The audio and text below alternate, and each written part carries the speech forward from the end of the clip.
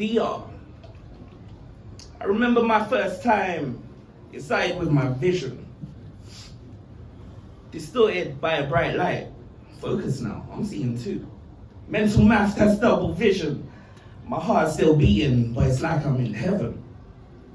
But here's the irony. Later, this will be told in this story. Back to the beginning, my iris adjusts to focus. I know this is real, this ain't bogus. After my first step, I enter. It hits you hard. Man, this is a cold ass room with bright lights, no time to adjust this sense. Another sense illuminates, stimulating another part of my brain. I let the current experience ruminate.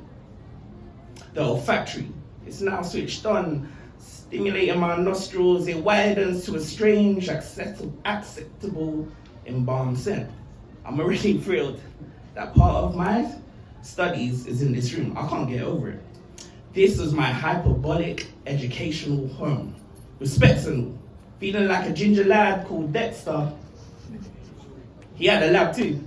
And each episode he had a story. This is my story. This is Teddy's laboratory. My geeky side is starting to itch. So I take a deep breath. Because you know what's next. That didn't make any sense. This is meant to be a science class, not math. But I started to count. That's 1, 2, 3, 4, 8 on the right, 8 on the left. I already know what's inside. Because of that scent, my tummy wants to turn, do roly-polies inside, one per table, green bags on top. I look down to my left forearm and spot rows of goosebumps. We are then forced to group up. Curiosity becomes our mindset.